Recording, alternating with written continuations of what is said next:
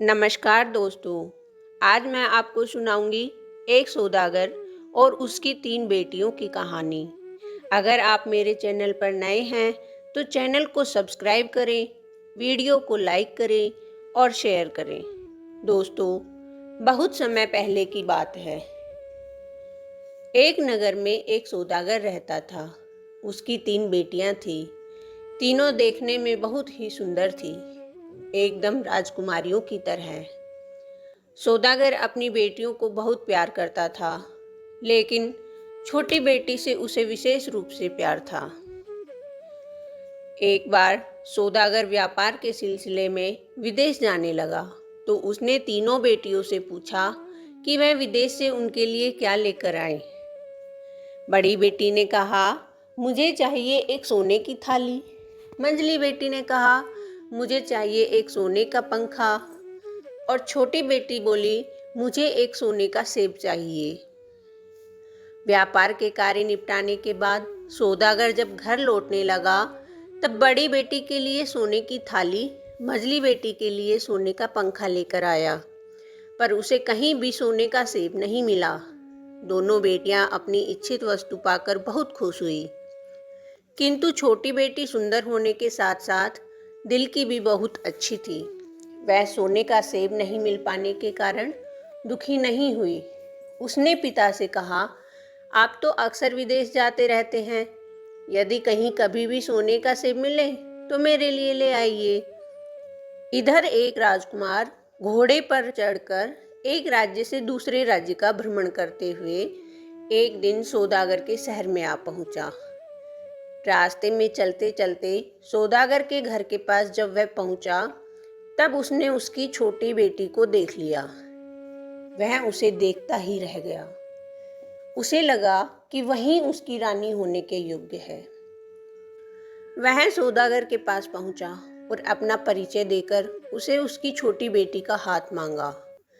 राजकुमार की बातें सुनकर सौदागर ने कहा, तुम्हारी बात सुनकर मुझे खुशी हुई, परंतु मैं तुम्हारी बात मानने में असमर्थ हूँ। तुम जिसका हाथ मांग रहे हो वह मेरी सबसे छोटी बेटी है। उससे बड़ी 2 बेटियां और है।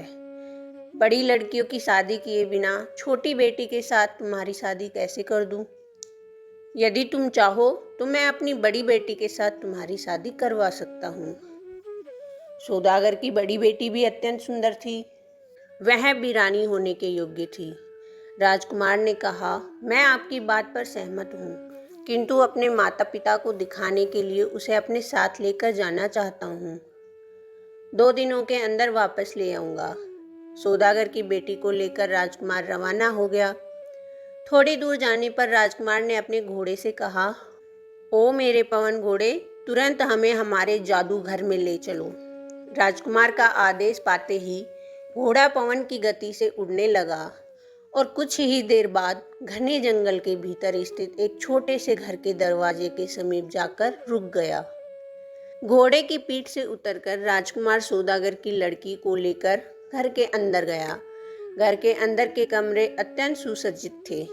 एक कमरे में एक आसन पर उसे बैठने को कह दिया।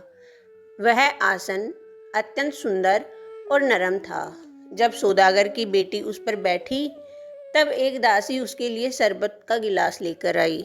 राजकुमार के अनुरोध पर सौदागर की बेटी ने शरबत पी लिया।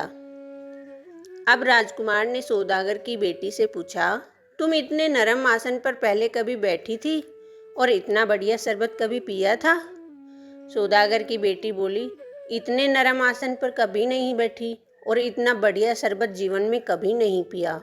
राजकुमार ने कहा, मेरे प्रश्न के उत्तर में तुमने जो कहा है, उस तरह का उत्तर रानी होने योग्य लड़की के मुख से कभी नहीं निकलेगा। तुम रानी होने के योग्य नहीं हो। चलो, तुम्हें तुम्हारे पिता के घर छोड़ देता हूँ। राजकुमार सौदागर की बड़ी बेटी को लेकर सौदागर के घर की ओर चला। इसके बाद सौदागर की मझली बेटी को लेकर राजकुमार अपने उसी घर में पहुंचा। मझली बेटी को नरम आसन में बिठाने एवं शरबत पिलाने के बाद राजकुमार ने उससे भी वही सवाल किया। मझली बेटी ने भी कहा कि इतने नरम आसन में वह कभी नहीं बैठी है और इतना बढ़िया शरबत उसने कभी नहीं पिया। उत्तर सुनने के बाद राजकुमार ने कहा, तुम भी रानी होने के योग्य नहीं हो। वह उसे उसके पिता के घर वापस ले गया। अंत में छोटी बेटी की बारी आई। अन्य दो बहनों की तरह उसे भी नरम आसन पर बिठाया एवं पीने के लिए शरबत दिया। उसके बाद राजकुमार ने उससे पूछा, इससे भी नरम आसन पर तुम कभी बैठी थी? इससे भी बढ़िया शरबत तुमने कभी पिया था? छोटी बेटी हंसकर बोली, जी हाँ, माँ की गोद इससे बहुत अधिक नरम है और माँ का दूध इस शरबत से भी अधिक स्वादिष्ट है। सौदागर की छोटी बेटी के उत्तर से अत्यंत प्रसन्न होकर राजकुमार ने कहा, तुम्हारे जैसी लड़की ही मेरी रानी होने के योग्य है। राजकुमार ने सौदागर की छोटी बेटी को उसके घर पहुंचा दिया और सौदागर को सारी बातें बताई। सौदागर सारी बातें सुनकर बहुत खुश हुआ। उसने अपनी छोटी बेटी के साथ राजकुमार का विवाह कर दिया और फिर वे दोनों हंसी खुशी रहने लगे। दोस्तों, यह थी मेरी कहानी। कैसी लगी ज़रूर बताइए। धन्यवाद दोस्तों।